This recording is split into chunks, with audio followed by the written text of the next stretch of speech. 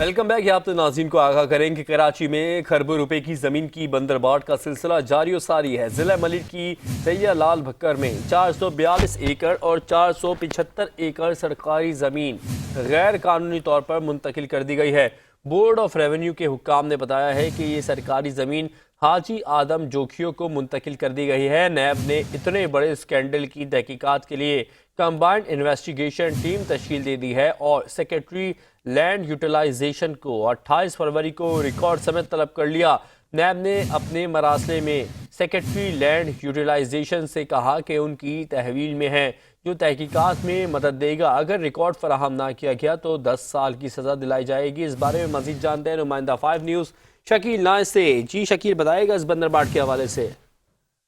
جی دیکھیں، جب سے یہ حکومت 16 سال سے کام کر رہی ہے، اس میں کراچی کی زمینوں کی دل کھول کر بندرباٹ کی ہے۔ سندھ ہائی کورٹ میں، سپریم کورٹ میں سینکڑوں مقدمات چل رہے ہیں، لیکن یہ سلسلہ رک نہیں پا رہا۔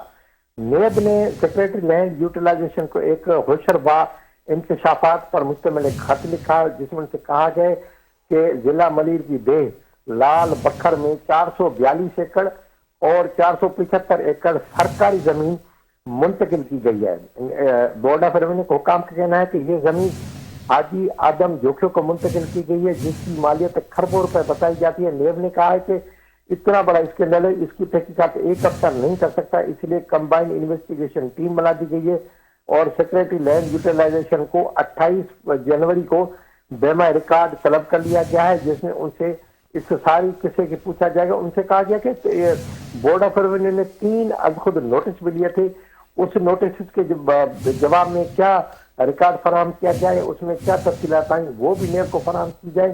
اور نیب نے اپنے خط میں باقاعدہ تحریری طور پر دھمکی بھی دی ہے کہ اگر تعاون نہ کیا جائے یا کوئی ریکارڈ چھپایا گیا تو اس کا جرم یہ ہے کہ اس کو 10 سال قید کی سزا سنا دی جائے گی، لہٰذا پورا ریکارڈ فراہم کیا جائے اور تمام تفصیلات بتائی جائے تاکہ پھر یہ کیس ریفرنس بنے اور پھر احتساب عدالت کو بھیج دیا جائے۔ جی بہت شکریہ شکیل نائن، آپ ہمیں اپڈیٹ کر رہے تھے۔